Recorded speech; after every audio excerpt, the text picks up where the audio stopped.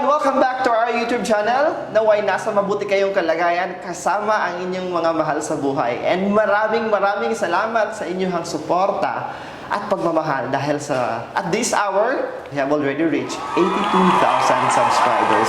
And because of that, this episode is a very special episode dahil na rin, it's a Teacher's Month. Kaya, i-feature natin one of the inspiring stories of a teacher.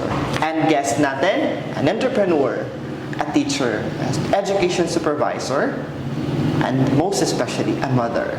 Ladies and gentlemen, Dr.Herminia Leyson. Good morning, Dr. L. Daghang salamat and welcome to the show. Thank you for saying yes to my invitation. Good morning, Sir Franz, and I'm happy and I feel great to be with you this morning. Thank you so much and happy Teacher's Month, by the way. Yes, thank you. Now, we wanted to get to know a story of a teacher and an experience firsthand of a teacher. So my first question, let's try na idalhon na atong audience to your humble beginning, of course, para mas mailhan kanila. Not just Dr. L, but of course most people knew you being an inspirational speaker, a motivational speaker. But bring us back to your humble beginning sa imuhang pagkamaestra. Imo ba ning personal na choice or nahimo ba kang teacher because of the influence of somebody else?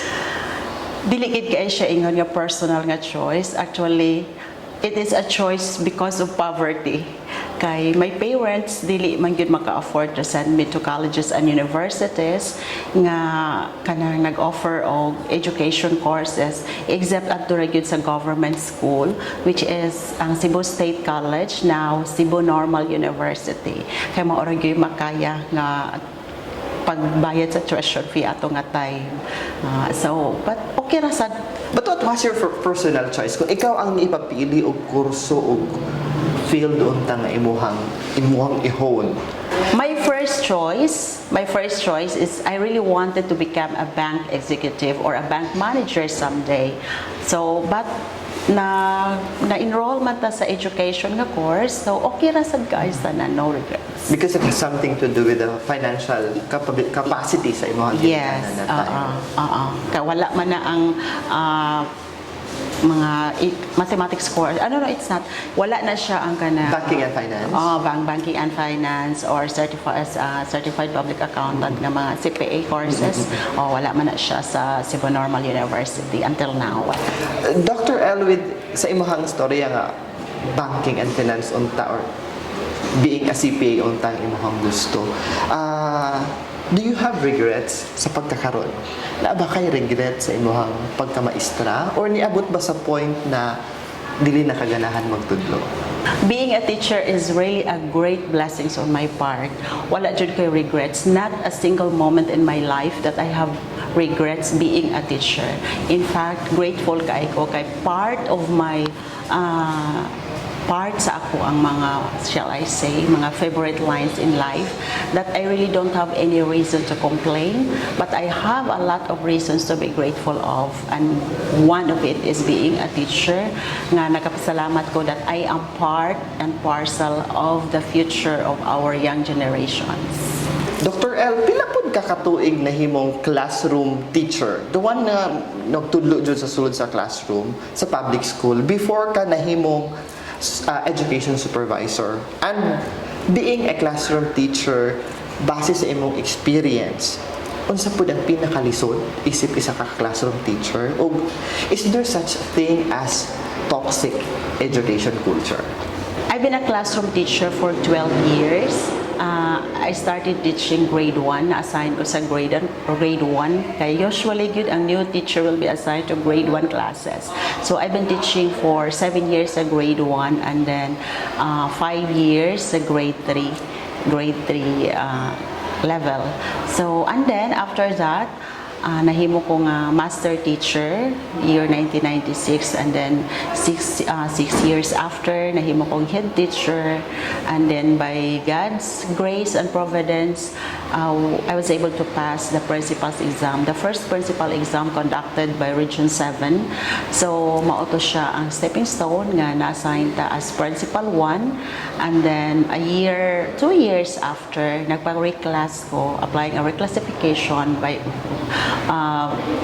revise my own item to principal 2, and then reclassification to principal 3, and then 5 years after we're given the position as public school district supervisor, and 1 year being a PSDS, got into the promotion as education program supervisor year 2016 and until now being an education program supervisor. With your question as is unsay pinaka-difficult nga situation being a teacher, para nako ang pinaka-difficult is at the end of the day, kung akong makita nga akong mga estudyante wala nakahibalo sa akong gigitudlo nila. So mauna nga, I have to ponder and I have to think overnight.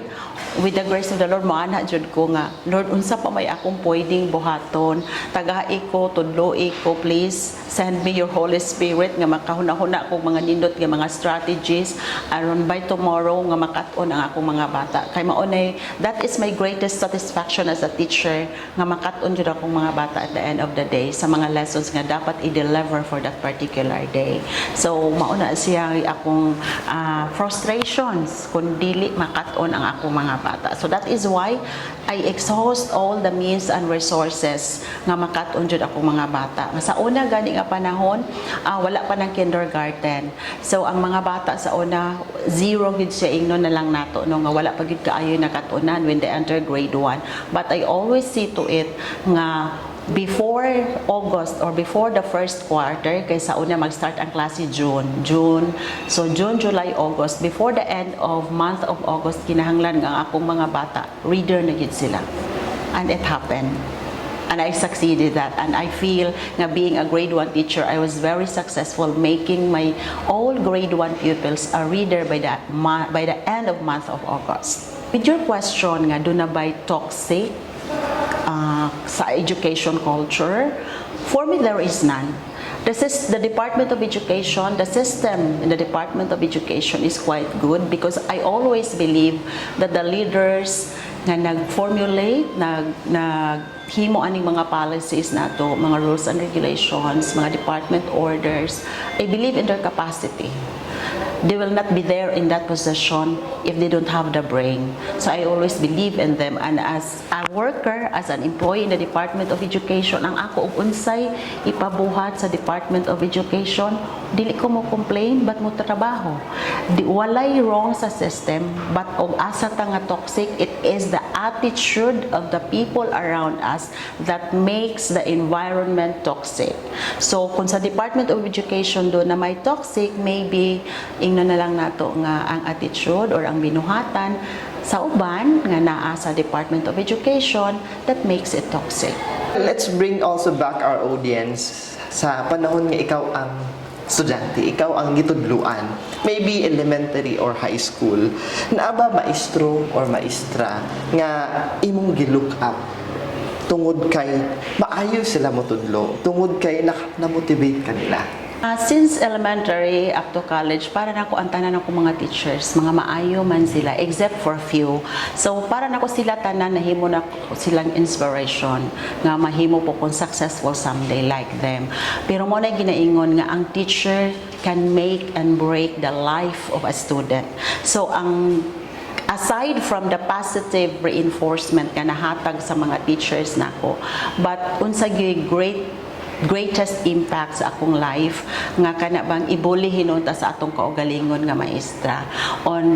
During my high school days, mao to'y pinaka-sad part nako nga it's because dili ko maka-afford o provide sa project nga gipangayo sa ako ang high school teacher nga sa among PE sa una, ang iyang ipa-project kay ang badminton racket.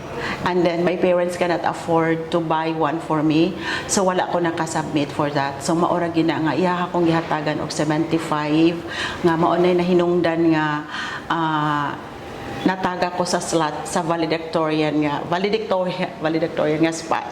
Because of few decimals lang. So nakaingon ko nga someday mamahimo kong maestra, maybe kung mamahimo kong maestra, I will surpass you. And then sa college days nako, ang pinakasakit nga naa ka inside sa classroom and then ikaw ang target sa imong maestra kay nakita niya kung unsa ka kapobre. Kay during that time, every Friday dili mi mag-wear sa among uniform. So ako ra, I am the only female student who is wearing an old dress. The rest of my female classmates are wearing denim jeans, but my parents cannot afford that. And then nakita sad sa akong teacher nga tanan are wearing black shoes. But ako nag-wear ko og yellow plastic shoes. Nakita niya and then part of our discussion ni ana siya nga unsa man ni akong mga estudyante mag-color man og mga og sapatos, yellow pa jud. And then the embarrassment struck on me. Wala ko kasagang kay nahibaw man ko ako iyang gimin kay I was the only one wearing that yellow color shoes. So mao na siya nga murag sakit kaayo paminawon and then makaingon ko I hope someday I'll become a great teacher and I will never do that to my pupils nga i-embarrass na ko sa klase. And usahay ka ng mga ingon ana sa nga gibuhat sa teacher, mao na nakamotivate na ako until now murag wala pa gali na ako makuha nga kanang sige pa ko ana siya healing process kay every time I went inside or go inside a department store, I cannot compel myself but get inside the shoe department and buy a shoes that will really catch my fancy even if I have the last bill in my pocket. Now I know. But for our viewers, being a Facebook friend of Dr. L, I have seen her being fashionistic because nakita na ko yung fashionistic. I know now the reason Yes, that's the reason behind. The embarrassment, I'm sorry pero until now, the embarrassment, the hurt, naalang gihapon, wala pa ko ka-overcome. Mao na nga, inana siya, mo nang gikinang makaana ko nga ang teacher maka-break o maka-make sa mga estudyante. So kinahanglan careful ang teacher kung unsa man ang iyang mga comments sa iyang mga estudyante kay we do not know ang impact nga mahimo niya sa life sa isa ka estudyante. Sama gali karon di ba na ay mga nahitabo nga ang usa ka estudyante, it can be dili maayo nga term atong gamiton pero nahitabo na siya nga nay estudyante nga nipatay sa iyang kaugalingon nga teacher. Di ba na siya nga niposil sa iyang teacher inside the classroom. We do not know unsa encounter sa teacher o sa bata nga nung nakahimo man siya ingon ana kay dili lain-lain man ta the way we are going to respond the embarrassment or the way how are we going to respond sa hurt nga inflicted by other people. So mo na nga ang teacher careful kaayo labi na nowadays ang atong mga bata basin dili nasama og pasensya nga nahimo nato pasensya sa unang panahon. Less na kaayo og patience ang atong mga estudyante karon. So careful kita sa atong pagdeal sa atong mga bata kay basin baya idigawas nato sa premises sa school nga nakasulti tag dili maayos mga bata basin baya we do not know unsay ang capable nga mahimo sa estudyante. We are defenseless every time. But that life story of that part of your life has been your motivating factor. Yes, that was. Change. Yes, and then nagpasalamat ra sad ko mo nag-ingon nga ang mga tanan nga mahitabo sa atong kinabuhi, there are always reasons behind it, and I always see to it nga hantod karon whatever negative things or unsay mga dili kaayo maayo nga tan-awon maybe sa uban, I tried my very best nga ma-turn ako into positive one. Just like kung moingon ta nga it's raining hard today, ang uban mag-uol og ayo kay doon na sila ilakaw, nya mapending ang ilahang lakaw because it's raining hard. For me, it's a blessing, so I have to enjoy the rain. Dr. L, what makes a good teacher great? I would like to borrow the line of Aristotle when he said, and I quote, "Educating the mind without educating the heart is no education at all." So if the teacher can educate the mind and educate the heart of our students, our young generations, then that makes a good teacher great. This time, unsa po ang imong masulti sa klase sa mga ginikanan o estudyante na naata karong henerasyon? With our generations nga nasa digital age, unya nisabay na sad ang atong mga parents, makita na ko nga supportive man ang atong mga ginikanan though sa ilang kabisi sa ilang mga paginabuhi, they support their children. However, kanang sa issue sa mga social media nga muranta ang atong parents or muranta atong estudyante kay dunay mga ilang mga kinahanglan nun maybe sa eskwelahan, mga request nga dili makater dayon. Maybe it's a matter of careful lang or thorough communication nga naatay two-way communication between the school management or between the teacher and the parents before nato erase nga to sa social media. Kaya ang kanang mga comments, mga rants, dili na siya maka-help nga makasolve sa problem kung doon na may problema ang usa ka estudyante o ang usa ka ginikanan. Before na nato iabot tingali sa media, ato nang isettle sa school level. Kaya kung dili sad ma-settle sa school level, doon na tayo district level and the division level. Kaya maumagid ang mo-settle sa problem. Kaya ang mga netizens, mo-comment sila based lang po sa ilang perspective or perceptions o unsay na post sa social media. And then luoy sad ang tao nga atong ma-attack kay wadili siya makadepensa. So the best thing is proper communication and we are going to place it in the proper forum. So, meaning to say, what you mean to say, Dr. L, is to send your complaint. Ipadala ang inyong complaint sa sakto na tao, sa sakto na lugar, Yes. o sa sakto na avenue. Yes, that's it. So what do you think is the power of a teacher? Unsay gahom sa usa ka magtutudlo?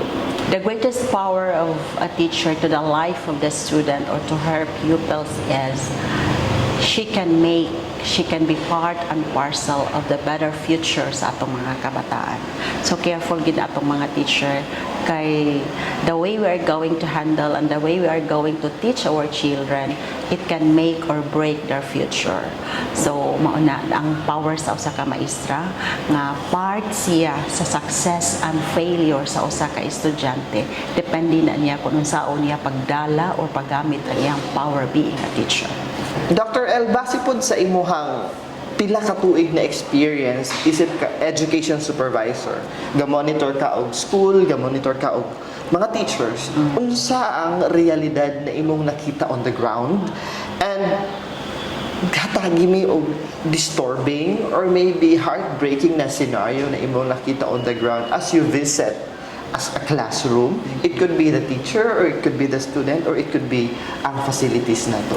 Sa facilities, naana na siya. It's only the way the teacher, how are they going to maximize the resources provided by the Department of Education or provided by the national government or the local government. Kaya naagi na ang mga facilities. Maybe, doon ay mga schools uban nga nagkulangan ta sa facilities kaya basin wala pa naabot sa budget, no?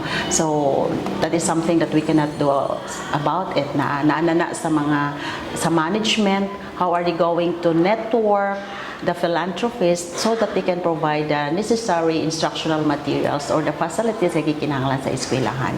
So, sa akong pag-observe, nga kung yung kaunsay disturbing para nako the scenario between the students and the teachers. Kung doon na may mga misbehavior sa mga bata, naana na sa teacher kung unsaon niya pag-manage ang iyang klase. That is part of classroom management strategies nga ang teacher kinahanglan makahibalo siya nga mo manage sa iyahang mga bata nga dili chaotic ang iyang klase. But as a supervisor, what disturbed me so much kung mo visit ko, usually unannounced ang akong visit, nga kung mo visit ko sa teacher, mo tan-aw ko sa iyahang klase, is kung may yung kang heartbreaking para nako kung ang teacher dili siya prepared sa iyang lesson for the day. Example, wala siya lesson plan, wala siya instructional materials, labi na sa elementary nga kinahanglan na adjud kay instructional materials nga gamiton as you are going to teach the particular lesson. So kung wala na, in absence of that, maunay makapasakit sa akong dugahan kay unsaon man niya pagpahimo nga effective and efficient ang iyang delivery sa lessons without these instructional materials. Having that na, we're talking about your monitoring task. Is it announced or unannounced? Imo bang ipahibalo or ang department or ang imong office magpahibalo ba sa mga teachers nga hingtungdan nga bisitahon mo sila, or is it unannounced? Sa pagkakaroon, ang situation karon na ay gitawag natong COT, Classroom Observation Tool, nga diin mag-observe ang isa ka principal sa iyahang teacher. Announce gina siya, agreed na siya. Pero sa ako nga part, being a supervisor, pwede na ko i-announce, but most of the time, unannounced. It's not nga gusto na kong makita o unsay bati sa teacher, but gusto na kong makita nga kung unannounced man gud ana na to makita kung unsa ba gyud ka tinuoray nga prepared ang teacher. Kay ang teacher need to be prepared every day sa iyahang lessons, not because naay mo observe niya. So part sa trabaho sa teacher, kinahanglan nga ready siya every day. Dili kinahanglan nga mag-prepare siya tungod kay naay gitawag og classroom observation or naa ang supervisor mo observe niya, but prepared siya kay para sa iyahang mga estudyante. Kuna nga gusto nako makita nga unannounced ang ako aron makita nako kung ang preparedness sa teacher every day. What do you usually hear as mga alibay kung ang usa ka teacher pag visit nimo, pag classroom observation nimo, dili ready o sa ilang kasagaran irason? May nga sila, busy sila, naa sila ilain nga gibuhat nga mga report, something like that, or i-appeal nila ang ilang mga family problems, something like that. So, usually, dili man sad ko type sa usa ka supervisor nga mga saba sa teacher. I don't have the right to do of doing it.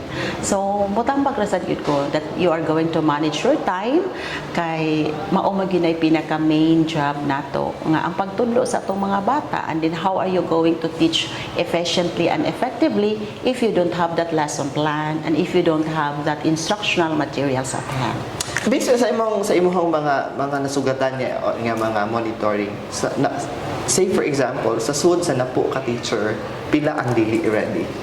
Sad to note na out of 10 na 5 nga dili ready o dili sila ready kay wala ka ready sa lesson plan, or kung doon naman gali sila lesson plan, kay ready naman na ilang mga lesson plans na maka-download naman sila as long as na coincide na siya sa competencies needed to be taught on that particular week.